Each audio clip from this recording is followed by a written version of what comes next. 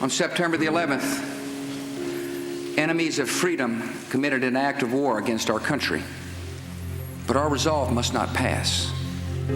We are a country awakened to danger and called to defend freedom. Among the first to answer the call that day were the New York City firefighters, 343 of whom lost their lives. It was a blow that shattered families and continues to affect every aspect of the department's daily life, including that of the FDNY's football team, the Bravest, which lost 7 active players and 15 alumni.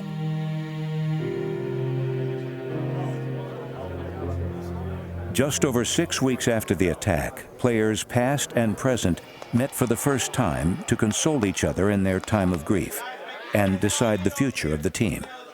You're the bravest of the bravest, no doubt about it. You guys got more balls than anybody. I'm going to put out a Mayday call to all of yous right now. That this football team, I don't care if we have to put 50, 60-year-old men out there. This terrorist group is not going to tear apart the FDNY football team after 30 years. No way. I'm making a Mayday call for the 343 brothers that were lost and the 20 brothers from the fire department football team, that this team continues on. We all have our stories. We have to create a new story. We need help from everybody. If you know anybody who wants to play, guys that used to play, we're going to need everybody. First of all, there will be a Bravest Football Club next year. By stepping out on the football field, we will memorialize every one of them in the best way that we can do.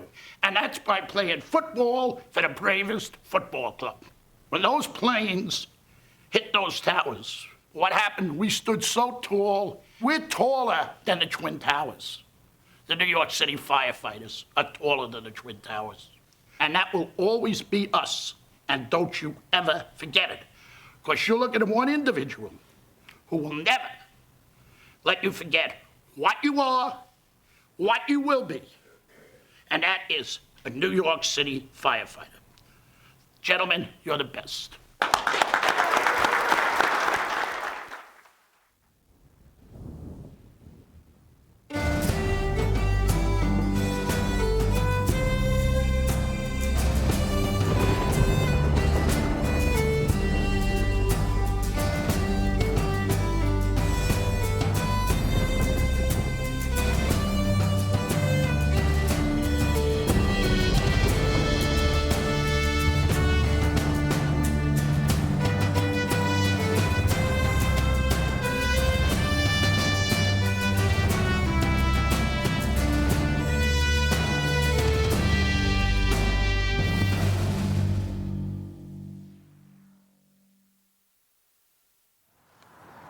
Like most semi-pro teams, the Bravest Club plays and practices in the spring.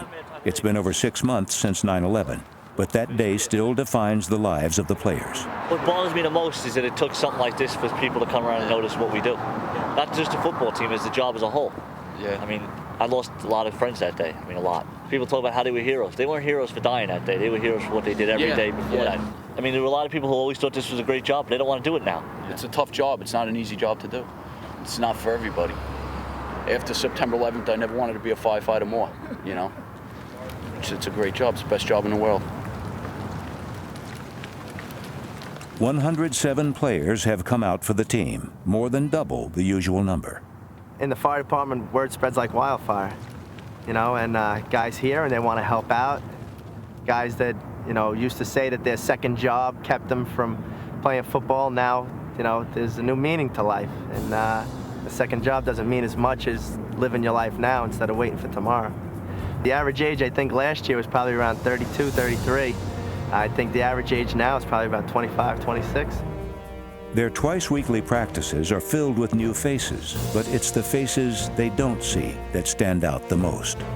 It'll never die inside us. It'll always be here. Just being here at practice, you see the way someone acts, and you think about someone who was here last year who isn't here now, and you think, wow, that's how Tommy would have done it. That's how Mike Cawley did it. Bronco. No one guy can fill Bronco's shoes. Roughly 70% of the New York City Fire Department is of Irish heritage, and perhaps none of the fallen firefighters from the team embodied the spirit of the Emerald Isle more than left tackle Durrell Pearsall, known to everyone as Bronco. Everybody loved Bronco. He was the life of the party. He was the heart and soul of the team. I played next to him. He was the left tackle, and I played left guard, so I got real close with him. That's for Bronco, 71. My brother. Rest in peace. Linebacker Phil Tufano was Bronco's roommate for a while. Together, they studied for the lieutenant's test, a test given once every 4 years. Bronco Pearsall is probably my best friend on the team. I wear this bracelet with his name on it every day. The one on top's a Bronco. And he and I were good friends. We studied for lieutenant together and everything. And actually today I took the exam. I think I did pretty good. I think he gave me a couple answers. So I stayed with it for him. Bronco left instructions that if he should ever die in the line of duty, he wanted his funeral held at St. Patrick's Cathedral in Manhattan. His service was attended by thousands, a fitting farewell for a larger-than-life character who will always be remembered by his teammates for a post-game tradition he started, the singing of the Irish folk song, The Wild Rover. The guy knew the words for every song on the face of the earth, and when he came out with that one, it kind of was just one that we took off with. You ever hear the song? It's about like a young crazy guy who kind of gets his act together and comes back to his hometown.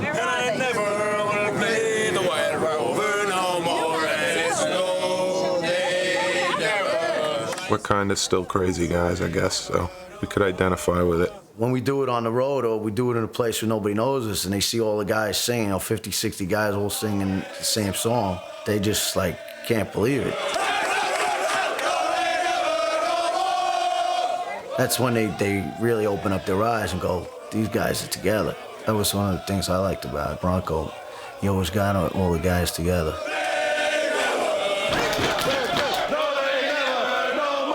That's another tradition of the football team.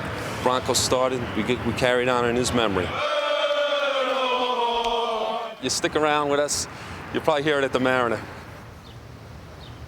For over 30 years, the Mariners Inn at 35th and S Streets in Brooklyn has served as the unofficial headquarters of the Bravest Football Club. And its founder, Robert Pudgy Walsh, who has coached semi-pro football in the area for over 30 years. Hey, big man, you gotta move faster than that if you want to play football for me. You're not moving at all. Move your fat ass. That is the dumbest call I have heard in my life. Time out! Time out! All the big mouths, all you just shut up. You're all a bunch of morons. A fireman for 39 years, Pudgy played a key role in the starting of the fire department's annual game against the police department.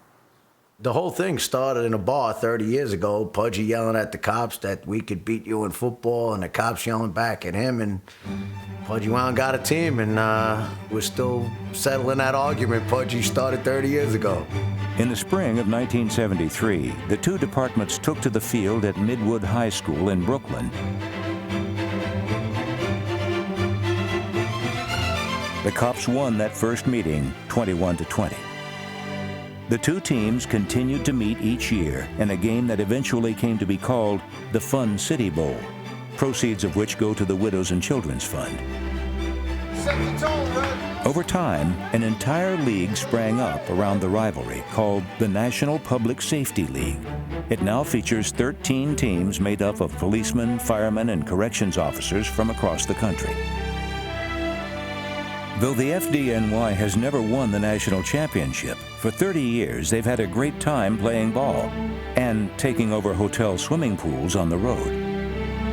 When it comes to football for firemen on the fire department football team, it's the way football was meant to be played years ago. We ain't no NFL players. We don't get paid millions of dollars. We love this game. You guys are my family. This is what it's all about. Every game we've been in a dogfight scrapping for a little piece of meat like a junkyard dog. Well, you know what? Tonight, we are going to be eating filet mignon and drinking champagne out of. I mean, I just wish Father Time never caught up with me. You know, I played football till the day I die. It's Good Friday, 2002.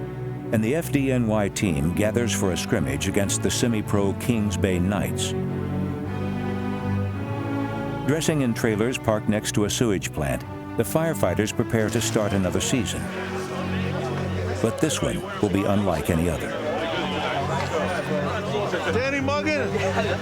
Already, head coach Sterling Alves is presented with the first of many challenges: who to start at quarterback. The two starting quarterbacks from the previous season, Pat Lyons and Tom Cullen, were both killed on September 11th. Patrick John Lyons was a born competitor. It showed in his choice of a football idol and in the flag football trophies on display throughout his Long Island home. But nothing is more representative of the man than his last victory as quarterback of the Bravest, when he came off the bench with the FDNY trailing 14-0. I remember it like it was yesterday. He said, all right, he says, do you guys have 8 plays in you? We got 66 yards. And 6 plays later, threw a touchdown pass and we were back in the game.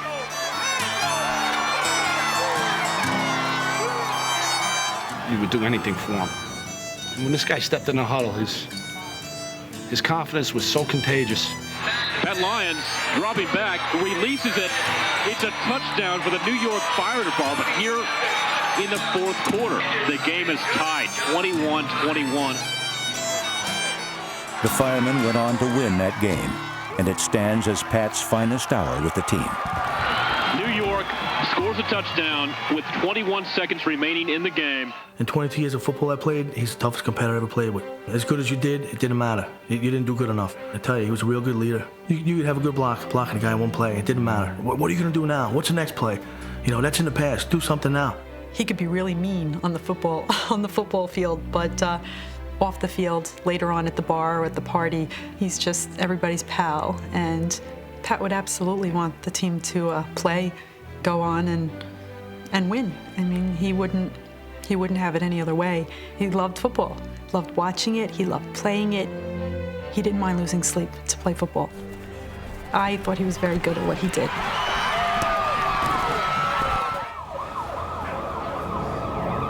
It's 9:28 a.m., 37 minutes before the World Trade Center's collapse.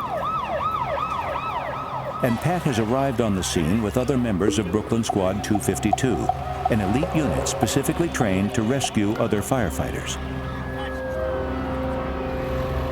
According to eyewitness accounts, shortly after this video was shot, Pat and 5 other members from his squad heard a mayday call from firefighters trapped on the 50th floor of the North Tower and rushed into the building.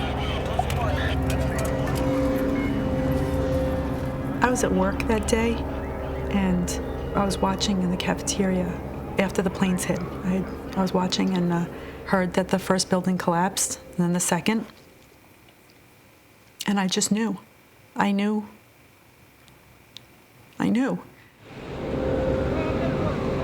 No trace of Pat was ever found, but he lives on in more than just spirit. On October 7th, just weeks after 9/11, Irene gave birth to the couple's first child, Patrick Matt Lyons. I was watching out for both of us. I do believe that. I do believe that if Pat were here, that this baby would not be as good as he is, and he'd be driving both of us crazy, right? But Daddy made sure to make him good for me. He was just so looking forward to having a little football team. You know, he wanted all boys. He had an incredible sense of humor, and he made me laugh a lot. There weren't too many days that we weren't giggling. It was fun living with him, and I really miss that, the laughter. But, you know, he left me with his son, who makes me laugh all day long now. Patrick. I don't believe that I'm grieving properly. I'm not accepting of it. You know, every day I think he's just going to come home. Like Pat Lyons, Tommy Cullen, the team's other quarterback, also had a lifelong love of football.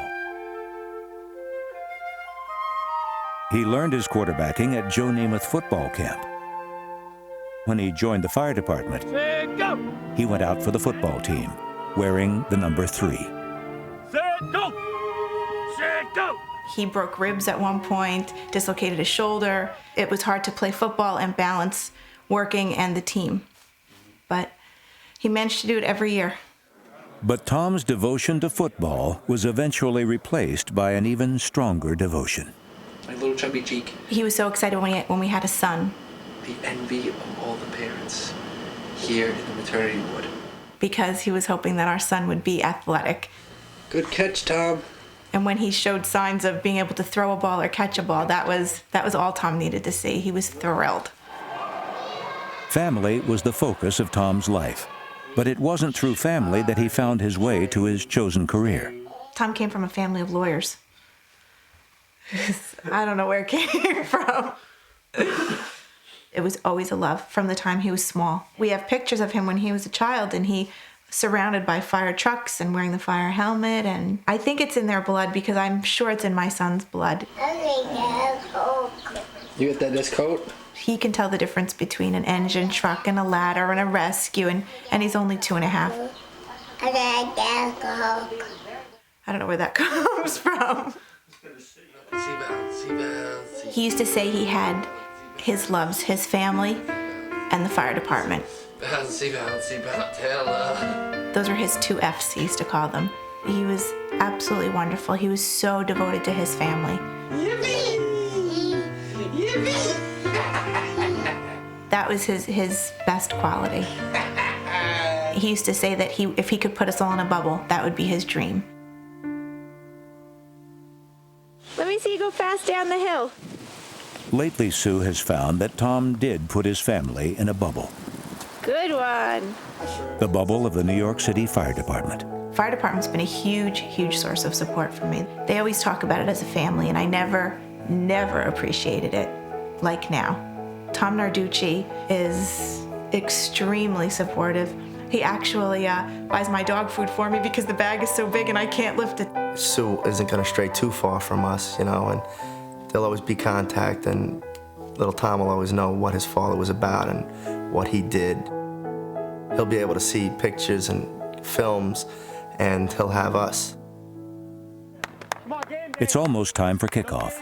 Normally at this point, the atmosphere is one of high energy.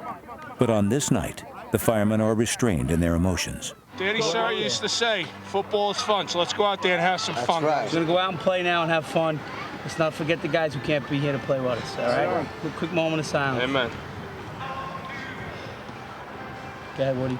1, 2, 3, fire! Joe Harris gets the start at quarterback. Let's go on, Bags! Come on out! Harris served in the same firehouse as Patty Lyons and throws a touchdown pass to Brian O'Neill for the game's only score. O'Neill is wearing Tommy Cullen's number 3 jersey, a tribute appreciated by Tom's father, who has come all the way from Florida to see the game. I felt this was going to be an emotional night, as it is, and I wanted to be here for him. This was also Tommy's field. He started ball here. He won a championship here. He's here tonight. Wanted to be here for him. The Bravest are now on the road. Even away from the daily reminders of 9/11 in New York, focusing on football has become a difficult task, especially for number 13, Mike Heffernan, who lost his brother John at the World Trade Center. Yeah, I have a hard time concentrating on anything. It's just the way it is now with me for a while until I can, get straightened out a little bit better. But, they take them away from me that fast. It's just, you wish you had an extra time or minute with them, After he died, we found out, a lot about my brother that we didn't even know. He was on the AA program. He stopped drinking at like 26, and he went and started helping out other people and helped a lot of guys in the neighborhood down in Rockaway we were from. They came to his funeral and his wake, and so many people came to us and told us that he saved their lives. These people were on the edge, and we didn't even know that.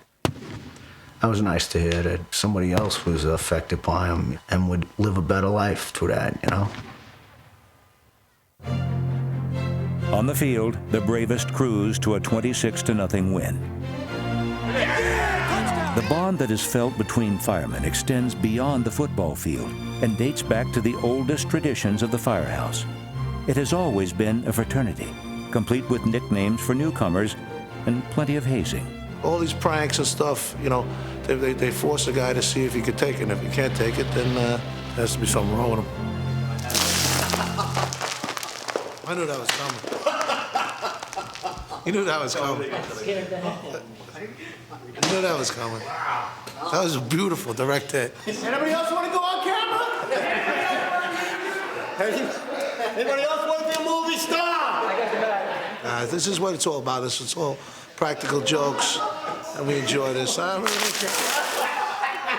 They're still going on it. They think they're going to make me move.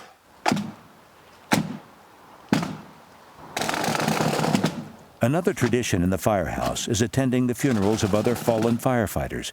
But after September 11th, it has been an overwhelming task.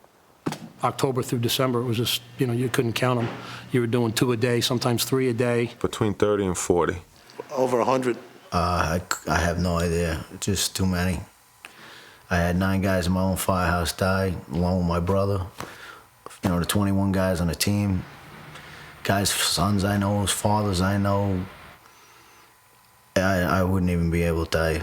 There were a couple times where I knew 3 or 4 different guys being buried at the same time. And you want to go to these guys' funerals.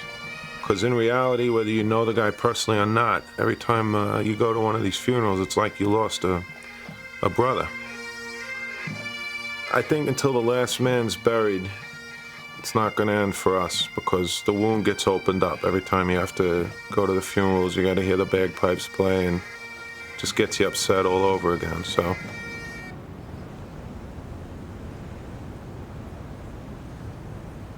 Across New York, memorials and shrines have sprung up as ordinary citizens do their best to back the men in the FDNY. I would just like to say to everybody in this country, you know, thanks for taking an interest in us and sharing our pain a little bit with us. It's been pretty amazing how people have supported us in these last few months. And I think looking down from up there, those guys appreciate it too. The stirring tributes have helped the nation carry on, but to the firemen, each tribute is also a reminder of what they've lost. As far as it being too much, yeah, it does hurt, you know, a lot of times, but, you know, we'll just have to take the pain in order to keep the message across, you know? If one person's name gets out there and someone remembers that one guy, then I think it would be all worth it. I think they live another day that day, you know? As much as it's sad now to keep reliving this almost daily with all of the TV coverage and everything, I think that's going to be good for my son later on too, because he'll really know the outpouring of support and the admiration that people have had for his father.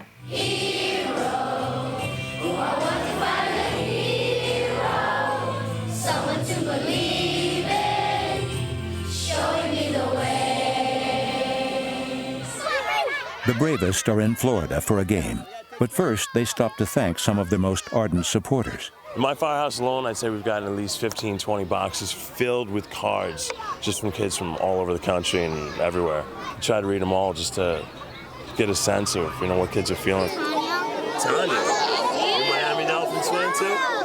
All these Dolphins fans. I'm surrounded by Dolphins fans. You guys got to start rooting for the Jets. Jets? Anyone here a Jets fan?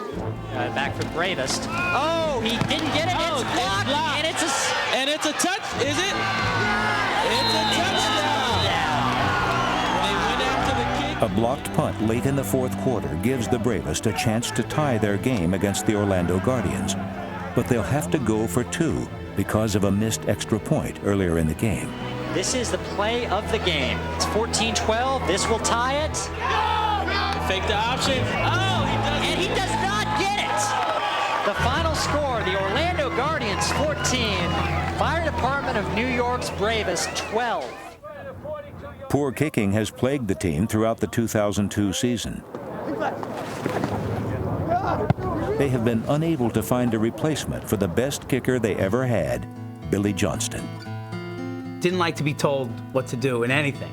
I remember from the firehouse, someone's called him Junior, because you're the junior man in the house, hey Junior, and he said, don't call me Junior. You don't say, don't call me. Whatever you don't want to be called, you never say, don't call me that. So sure enough, he said, don't call me Junior, and in the firehouse, he was Junior. He's a guy I miss a lot. I'm close with his family now. They become a part of my life and part of my family, and me part of their family. It's a shame that I had to meet them through this tragedy.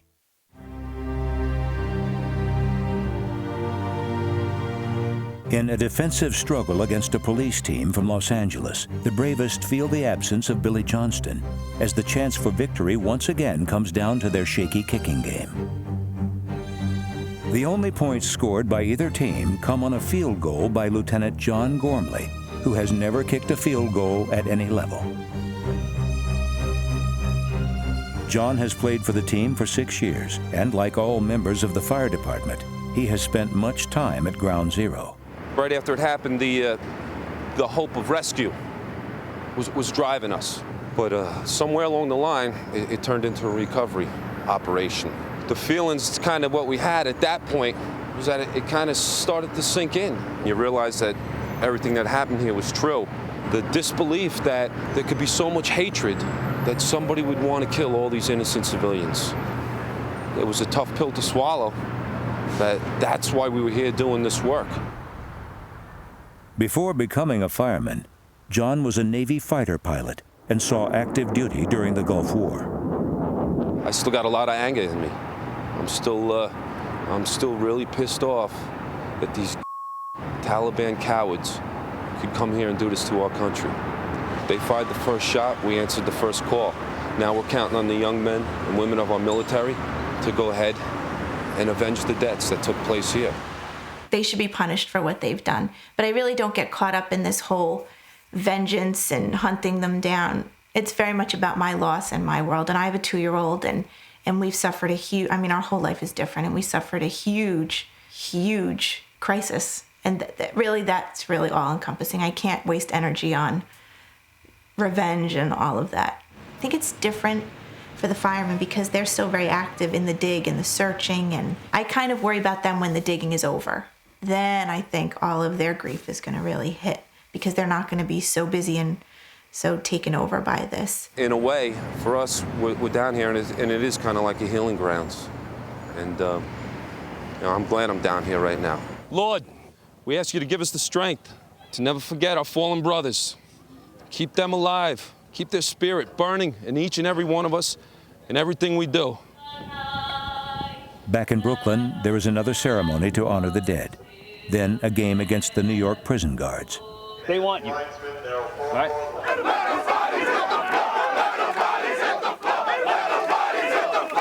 And what are you going to do, feel sorry for yourself? It's a game of physical violence. Bring it. Bring everything you got on every play.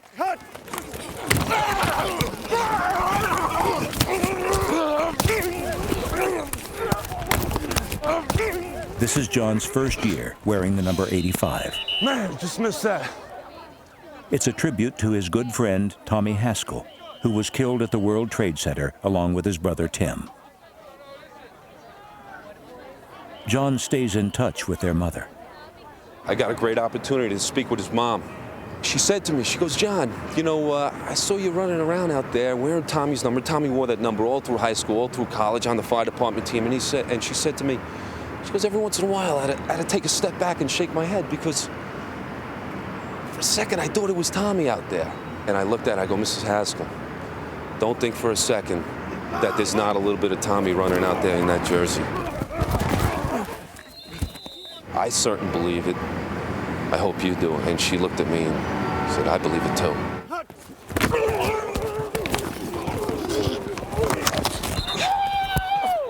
By halftime, the defense is pitching a shutout. You're right there, baby. You're right there. Woohoo! But the offense has done virtually nothing. 3-0 is a travesty as far as I'm concerned. Because God gave you much greater talent than that. Get up on the line, get ready to go to work. Ready to go to work. we're not ready to go to work. If we're not ready to go to work, we're not going to put any fires out, gentlemen. And that's what it said on this piece of paper that nobody read. Would anybody like to read it now? Because I carry it with me. And it took a lot to write this. And it means nothing. It's a joke. When we turn out to go to work in the fire department, we got to be ready to go to work. And it's the same thing in football. The team responds to Coach Alvis with its best half of football all year. Way to run that ball. There you go, foul. First down. Here we go, here we go. Run, run, run, run, run.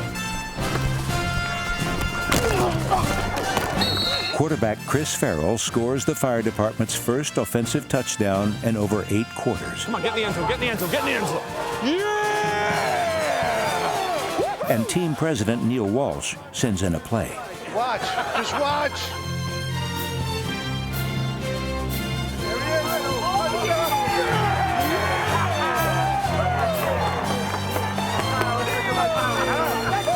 The team also auditions a new kicker, Jerry O'Riordan. That's a long way away. He can do it, he can do it. Come on there, 14. Perfect timing. Look at this, snap, set. There it is, bang. It's in, that's 3. Yeah! Woo-hoo! I like this kicker. All right, all right.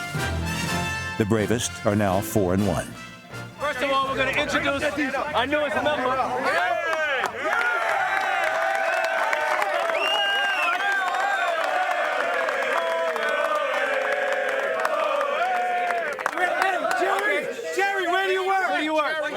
Ladder 50 at Frog's Neck. Ladder 50 sucks! Take a seat. Come on. That's enough. That's enough. But the mood quickly turns serious as defensive coordinator Mike Stackpole talks to the team about their next opponent, the arch rival NYPD. Okay, I'm going to tell you right now, on my brother's grave, if you are 1 minute late from the time we tell you to come for the cop game, don't bother coming on the field because you're not going to stand on the sidelines with the team. The most emotional football game played in New York each year does not involve either the Jets or the Giants. It is the annual grudge match between the fire department and the police department. It's like the Army and the Navy game. Our goals are very similar, is to protect the people of the city of New York, but at the same time, there's a little friendly rivalry, and there's nothing wrong with that. It's good for morale of both departments. The coach of the cops, Pete Moog, is the son of a fireman, but on rivalry day, he bleeds NYPD blue. If you people are tired, then get off the field! Because I'll tell you what, you're looking at the out of the huddle, and so are you! Get the f***ing gear! Let's go, yo, let's go. If you can't get gear, then get gone! With a police force of over 40,000 to recruit from, compared to roughly 10,000 for the fire department, the cops have routinely fielded a bigger team with bigger players than the firemen. But on the day of the game, it doesn't seem to matter much. I mean, if you're looking at 29 years of history, there's probably not much more than 30 or 40 points that separates the entire scores. You know, they've all been close. But after splitting the first 20 meetings almost evenly, the cops have rattled off a streak of 8 straight wins over the firemen. And they've let them hear about it, loud and clear. We are the finest in the world, right here. We've been everywhere, we beat everybody. They're cocky, and, that's what a lot of guys on our team hate. But you know what? If we won 8 years in a row, we'd be cocky too, We're going to finish it off with the people we got to live with. The people we got to see every day. We're going after them. I always kind of think of it as if you got a brother who's, close to you in age and you're growing up, you're always kind of competitive with him. Whether it's just a game of one-on-one basketball or it's a race down the block to get the newspaper, you're always kind of butting heads. I don't think so, Sal.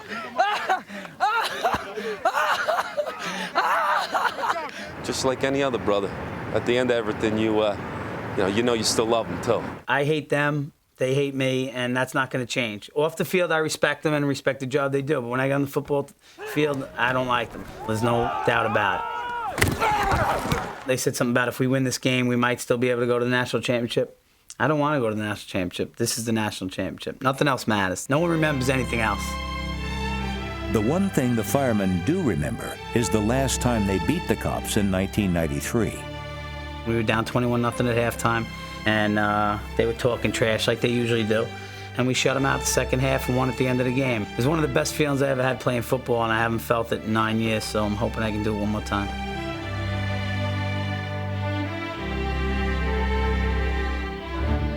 The one good thing about streaks is they have to end, so maybe tomorrow's the day. I wouldn't miss the cop game at all. I'll be there. My son will be there. We'll be rooting on the firemen. Once a year, you get to hit a cop and not get locked up, so it ain't too bad.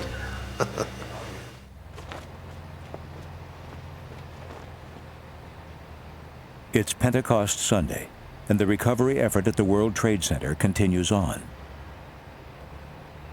Across the river in Giant Stadium, the cops and firemen prepare to meet for the 30th time. 9/11 has changed their lives forever, but they will not let it change the spirit of their rivalry. 9 in a row, man!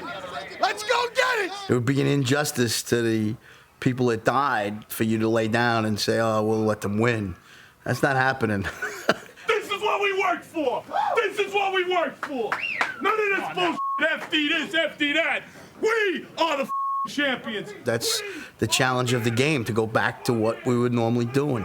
People went back to work. People went back to flying in airplanes. Why? Because that's what we do as Americans. We go back and go back harder than ever, and we're going to go at the firemen as hard as we ever did. I'm going to start smacking people! I'm going to start smacking everybody! I'm jacked! In the fire locker room, the mood is subdued as thoughts turn to those who are no longer with the team. We've been through 8 months of hell, guys. We dug with our bare hands 220 stories, all right? We know the real deal. They can bullshit all they want. And today, we're gonna put their ass on the line. The police also honor their dead. We're gonna take them on the field. So I'm gonna call a name and you're gonna mark them present. Everybody ready? Let's go. Let's go. Police Officer John Delara. Present. Police Officer Vincent Dan. Present. Police Officer Mark Ellis. Present. Police Officer Robert Fazio. Present. There were 3 towers in the city of New York prior to 9/11. 2 of them went down. The third one's standing in this room. Just go out and show the guts. You showed up September 11th, and you'll take it home, baby. That's it. From the mountains to the prairies to the oceans, white with foam, God bless America, my home, sweet home. God bless America, my home, sweet home.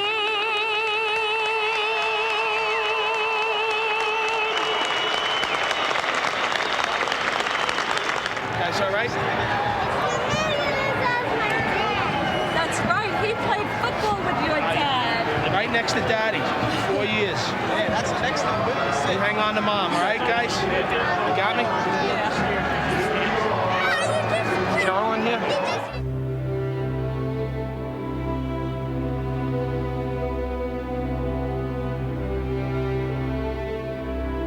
22 football jerseys are presented this day. Sue Cullen accepts her husband Tom's number 3.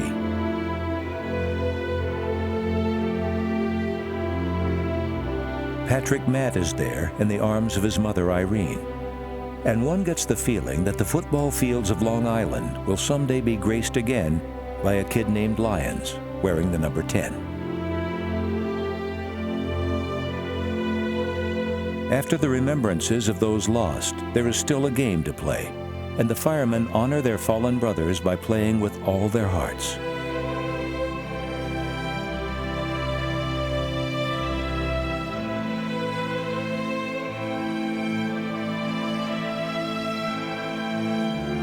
For over 3 hours, the rivalry that Pudgy Walsh helped start 30 years before rages just as fiercely as it ever has.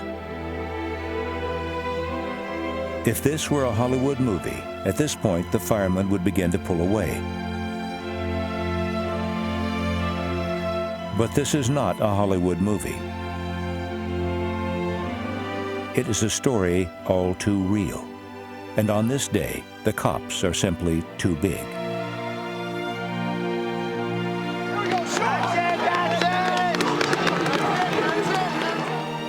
Late in the fourth quarter, Stephen McGuire, a former star running back for the Miami Hurricanes, scores the game's only touchdown.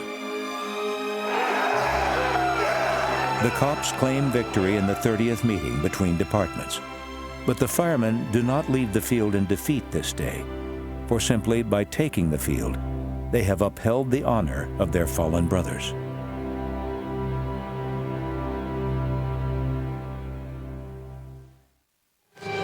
I get you sooner or later.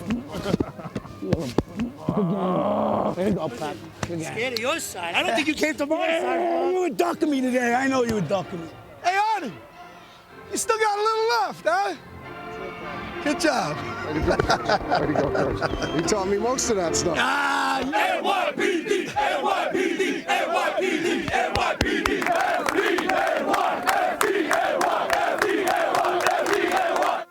There can be no tidy epilogue to a story of such pain, and closure is far too small a word for the healing that needs to take place in the lives of those affected by this tragedy. Yet for those who survived it, life continues to move forward.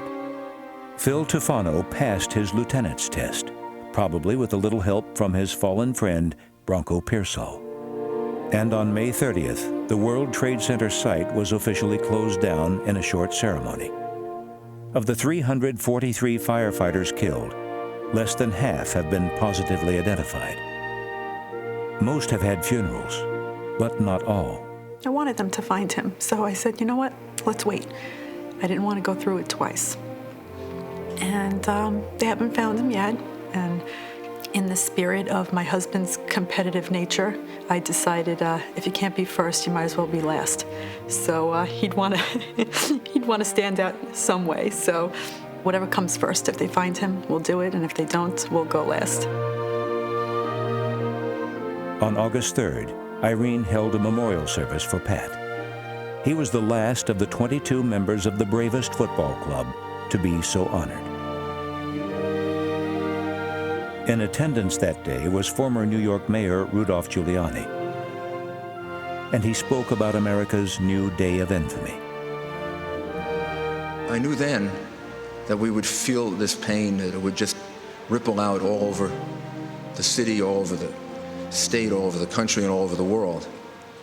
But you don't realize until you deal with an individual family, a firefighter, what a horrible thing they did to us. The attack on the World Trade Center and on the Pentagon, and that other attack that was thwarted over the skies of Pennsylvania. I just don't want to offer my condolences to this family. I want to thank you as an American for the incredible act of bravery that Patrick demonstrated on that day. Each one of them did, but each one is singular and alone. And they're the reasons that the spirit of the United States withstood that attack. The terrorists attacked us, knowing that they couldn't conquer us. They can't invade the United States, but what they could do is break our spirit, break our belief in ourselves. And it was in each one of the individual acts of heroism, of men and women like Patrick, standing their ground, not retreating, not cowering, that they not only saved 25,000 lives, but I believe they saved America.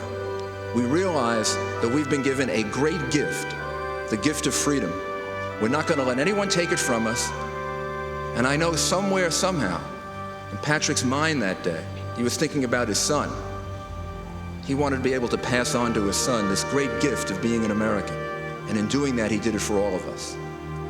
When he gets older, just keep telling him he didn't lose his dad. There is nobody, absolutely no one, no terrorist, no murderer, no one can take your father from you. Your father is inside you.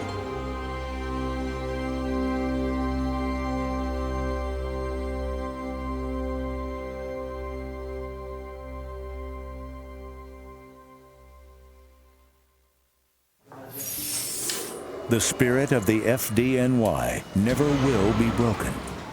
The firemen will continue to protect the city of New York and play the game they love.